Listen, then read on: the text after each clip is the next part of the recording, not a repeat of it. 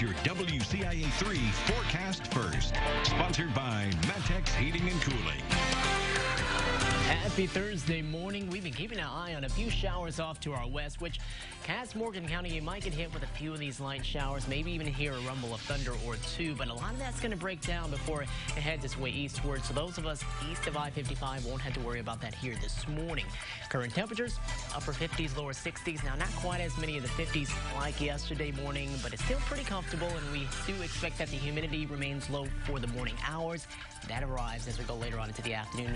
Really starts to increase along with our temperatures and more of the clouds. We'll show you more on that coming up in just a bit. Aaron, happy Thursday morning. Happy Thursday morning, Central Illinois. I'm Aaron Eads. Christy is off today. We're taking a live look at Charleston right now. You can see the sun is already starting to come up, but we have a busy day ahead of us. Here's a look at your top headlines. Now on WCIA 3 News. The search continues for a man on the run who police say broke into a church. Hear from a witness who saw him escape. And new rules about coal ash announced in Washington, D.C. Why environmentalists are worried about how this will impact Central Illinois.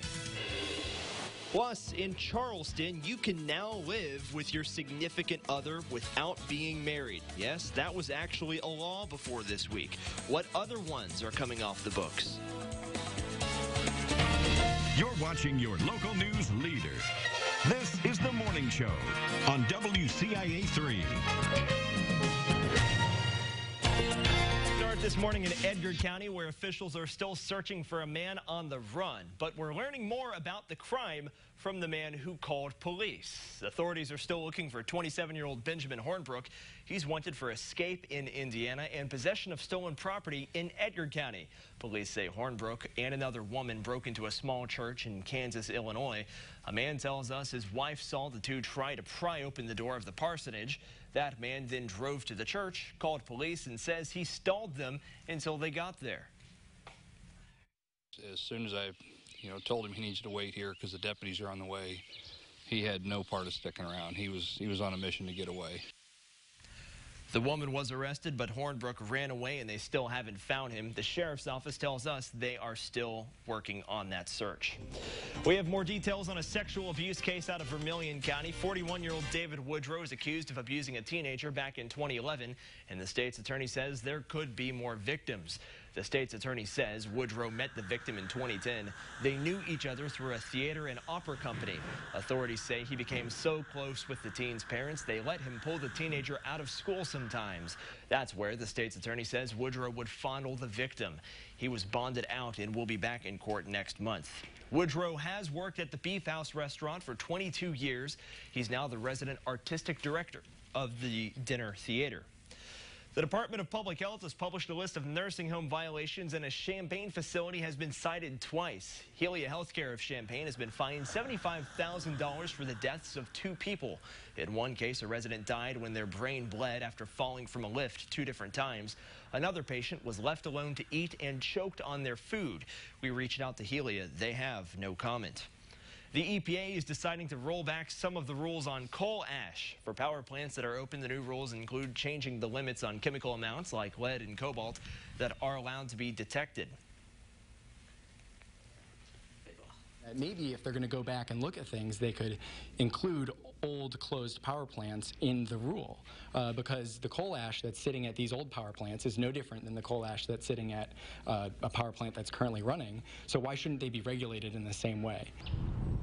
A recent industry study showed 95% of all dump sites had contaminated water. Requirements to close the leaking dump sites and clean the water were supposed to happen later this year. The new rule pushed the cleanup dates to 2020. We now know more about what caused a massive fish kill in Lake Iroquois. The EPA tested the water for pesticides or other runoff, but the results showed that's not what did it. The field inspector believes it was lake turnover that killed the fish. That happens when the sediment at the bottom of the lake decreases the oxygen levels in the water, so the fish couldn't breathe. We have an update for those of you worried if Nasty Joe could be your neighbor. The company didn't win any bids in Champaign County's surplus property auction, so you are in the clear. But Brian Nastros does still own the Timberline Valley South neighborhood's drainage ponds.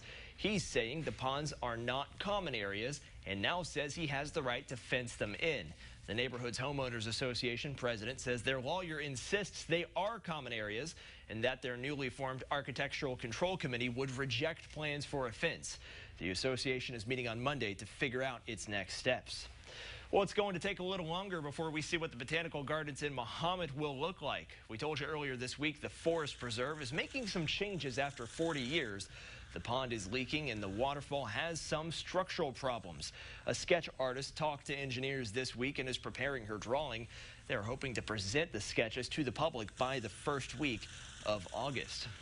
The U of I Board of Trustees meets today in Urbana, and they're talking about the design of a new athletic complex. WCIA3's Emily Braun is live in Urbana this morning. Emily, what kind of athletic complex are we talking about? Well, Aaron, it's for soccer and track. So this afternoon, the Board of Trustees is expected to approve the design and construction for what will be called the Demerjian Park Stadium. And this is actually going to be an NCAA Division I facility. It would have grass soccer fields and a new soccer and track building, and that new building would be about 21,000 square feet. It would include facilities for both sports, plus locker rooms and bleachers. Now, going back to January, the board signed off on a near $14 million budget for this project. Now that a plan is in place for design, this is the next step necessary to get the building of the complex going. And aside from talking about this, the Board of Trustees is also making some tweaks to degree programs and adding a Bachelor of Science in Information Sciences. Now this, or expected to sign off on those items rather. And that meeting is happening this afternoon at 12:30 p.m. Live in Urbana, Emily Braun, WCIA3, your local news leader. All right, Emily, interested to hear more about that complex. Thank you so much. Well, teachers in the Mahomet Seymour School District don't have to worry about negotiations for the next 4 years. They settled their agreement earlier this week. Licensed staff will get about a 3% raise for each of the 4 years. Support staff will get just over 3% every year. The Teachers Association ratified the agreement at the beginning of the month. The school board unanimously approved it on Monday night. The city of Charleston is getting with the times. They're updating a list of outdated ordinances. One of them said it is unlawful to appear in any such place in a dress not belonging to his sex, also prohibiting an unmarried couple to live together. And lastly, most everyone in town's favorite was about work. It says it's unlawful for any person without visible means of support to work, not to seek employment, or refuse to work. These codes were not being enforced, and now they've all been removed from that list. More than a dozen new billboards have popped up in Champaign-Urbana, all with a positive message. Adams and Fairway Outdoor Advertising have paired up to share those messages, and more than 700 billboards in 21 states will have the same thing.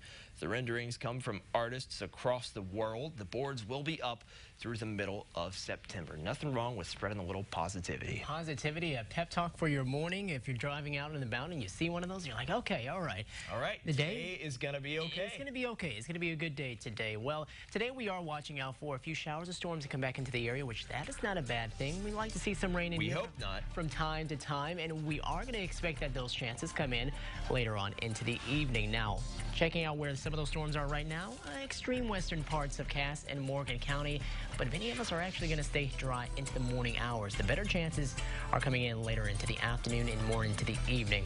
More on that coming up right after this.